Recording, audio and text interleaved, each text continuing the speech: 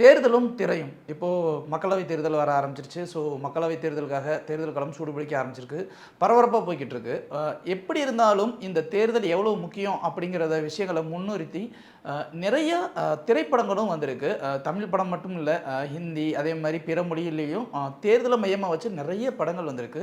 இந்த தேர்தலை மையமாக வச்ச படங்கள் சமகாலத்திய நிகழ்வுகளோட எந்த அளவுக்கு ஒப்பிடப்படுது, இல்லை அது எதாவது கருத்தை சொல்ல வருது அப்படிங்கிறத ஒரு அலசல் தான் இந்த தேர்தலும் திரையும்.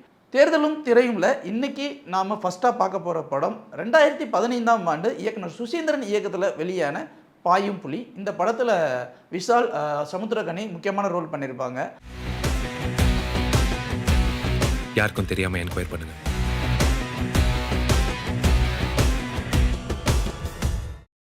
இந்த படத்தோட விமர்சனம்லாம் வேண்டாம். இந்த படத்தில் வந்து மிகப்பெரிய நாட்டு என்ன அப்படின்னா, சமுத்திரகனி நேர்மையாக தேர்தலில் போட்டியிடுவார். ஆனால் அந்த ஊர் மக்கள் யாருமே வந்து அவருக்கு வந்து ஓட்டு கூட போட மாட்டாங்க. அவர் டெபாசிட் இழந்துடுவார். இதனால் விரக்தி அடைஞ்ச சமுத்திரகனி அவர்களுக்கு ஒரு விஷயம் தோணும். அதாவது தேர்தலில் நிற்கணும்னா நமக்கு பணம் வேணும். ஒருவேளை நமக்கு பணம் இருந்ததுன்னா நம்ம இந்த தேர்தலில் வியூகம் அமைச்சு நம்ம ஜெயிக்கலாம். அப்போது தேர்தலுக்கு அந்த பணத்துக்கு நம்ம என்ன பண்ணுறது அப்படின்ற அந்த ஒரு காரணத்துக்காக அவர் வந்து தனித்தனியாக அடுக்கடுக்காக கொலைகள் பண்ணிட்டு இருப்பார். இது திரைக்கதை சார்ந்த ஒரு விஷயம். இதில் முக்கியமாக பார்க்கப்படுற ஒரு விஷயம் என்ன அப்படின்னா, தேர்தலுக்காக பணம் கொடுக்கறது அப்படிங்கிறது மக்களிடத்தில் ரொம்பவே முக்கியமாக ஒரு அங்கம் வகிச்சிருக்கு அப்படிங்கிற அந்த ஒரு விஷயத்தை தான் இதை முன்னிலைப்படுத்தி இந்த திரைப்படம் பேசும். இதனால் வந்து ஒரு அரசியல்வாதி, ஒரு நல்ல அரசியல்வாதி எப்படியெல்லாம் தன்னுடைய குணாதிசயங்களையும் தன்னுடைய அரசியல் வியூகங்களையும் மாற்றிக்கிறான் அப்படிங்கிற அந்த ஒரு விஷயத்தை பேசியிருக்கோம்.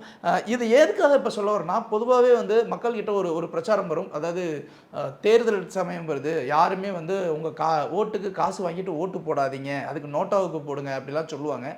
உண்மை என்ன அப்படின்னு பார்த்தீங்கன்னா, பொதுவாகவே வந்து காசு மறைமுகமாகவும் கொடுக்கப்படுறது உண்டு, அதே மாதிரி நேரடியாகவும் கொடுக்கப்படுறது உண்டு அப்படின்னு ஒரு தகவல் சொல்லிக்கிட்டு இருக்கு.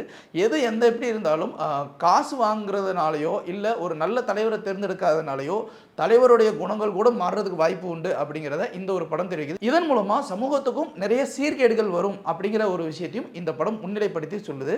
இது மாதிரி வேற ஒரு படத்தோட நம்மளுடைய தேர்தலும் திரையும் நிகழ்ச்சியில் நான் உங்களை வந்து சந்திக்கிறேன். வணக்கம்.